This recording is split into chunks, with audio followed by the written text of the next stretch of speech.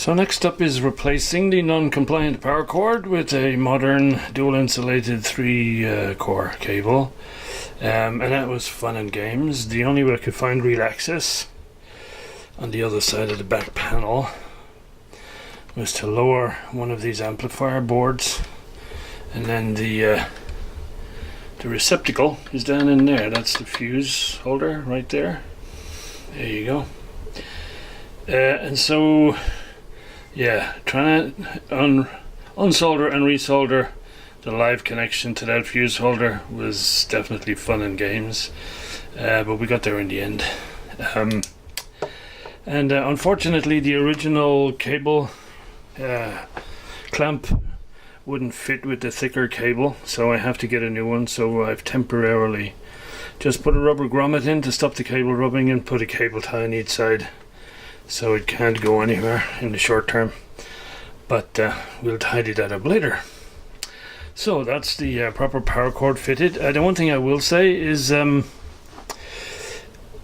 this is set up like most devices back in the day, where the switch is in the neutral and the fuse is in the live. But because of the complexities of how this thing is wired up, it really was impractical to try and figure a way of getting the switch and the fuse both in the live, and I'll maybe try and explain that a little bit more. But it has to do with things like this board here, this relay board, because where the neutral connects to is on that board, and then it goes all over the place. So I thought if I switch it over and put the live, it might be just as dangerous as as the way it is. So I've left it. I've just rewired it and added the earth, and that's it. Well, I'm still waiting for some new tape to arrive, which is starting to heck me off at this point, because I ordered it ages ago and it was shipped ages ago. It still hasn't arrived. So in the meantime, I decided to have a look at the so-called donor machine. It looks, I don't think anybody's been at it inside. And the bias oscillator board with the power supply on it doesn't look to have been recapped or anything, so I guess we'll have to get to all that at some point. But I just thought I'd give it a check out from a pure functional point of view. And what I discovered is a tape. I did some recording on the other machine, and when I play it back here, it plays back pretty well given the quality of this tape. However, when I record on this machine, when I play it back, there's noise on the left channel. Now, I had a quick look around, and one of the things I noticed is these screws here, this one and this one, have clearly been messed with because they don't line, the paint doesn't line up on the screw with where the paint is on the frame. So these have been messed with. So this is the record head mount, so it's either been adjusted or replaced, and the reason I'm thinking it might have been replaced is all of these connections here have been resoldered, some of them better than others. So we shall have to get into all that. This one also had a really bad fall or a knock at some point, because you can see here all the wood is crushed in and it's all cracked here. It looks like it happened a while ago because there's dirt and crud in the cracks and the splits in the wood. But yeah, I'd say it took a fair old whack to cause that. So I had to trace out the wiring on this board because it's nothing like the manual. The color coding over here is perfect as per the manual. Over here, it's not at all the same. So we have to go figure it out. So a quick update. So I'm still waiting for some new tape to come. The stuff I ordered on eBay, which is coming from the States, I had kind of given up on it because it's been so long, so I thought maybe it's a victim of Florence hurricane or something. However, earlier on today, I got a letter from the Swiss Customs saying they'd impounded it, and because it didn't have any details, and so can I please provide the details so they can calculate the import and the VAT and all that. So hopefully it'll get here in the next couple of days and I can get back to this guy. So on the so-called donor machine, this one is proving to be somewhat more difficult. So just have one fault that I'm working on, which is this one where there's noise on the left channel.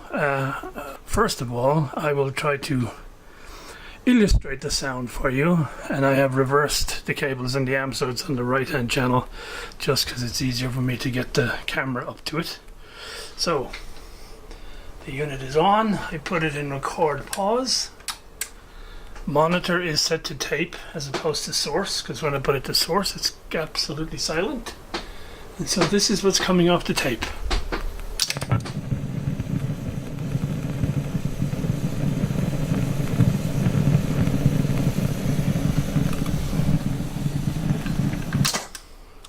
So, sounds like a noisy component, obviously, somewhere. And so I will get the old circuit diagram out and show you what I've done so far. And then you guys can maybe tell me what's the glaringly obvious thing that I haven't done yet. So, I don't know if this is going to work, but we'll give it a shot. This is the best schematic I've found, which is a couple of pages stuck together. And so very briefly, just to get you oriented, we have the mic preamp in, the line preamp in, then we have another little circuit for tweaking the line amp if we have FM, if we're recording FM, of a tuner. And then this is the read amp circuit from the playback head. Then from the inputs it goes, and it looks like it goes through a few stages in the Dolby encoder before getting tapped off to go to the output amplifier, which is here, the headphone amp, which is here. This is the driver for the VU meter, and this, critically, is the record amplifier right here. And then over here we have the two record heads and the two erase heads, and this is the bias oscillator right here. So the critical one is this guy right here, which is a left channel record head, and that's where the noise is. So what I did first of all, working from the heads back, is I transposed the feed from each of these heads to the other channel. So to find out, would the fault follow the channel or would it stay in the same channel? If it stayed in the same channel, it's probably the record head that's gone. If it follows the other channel, it's the electronics.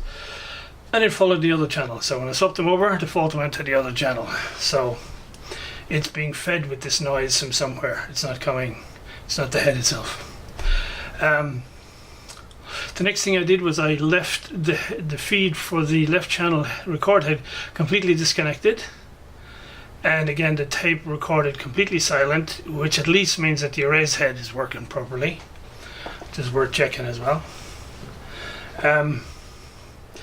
Now the record head goes through this bias oscillator board, but all it really just passes through, and then it has a variable capacitor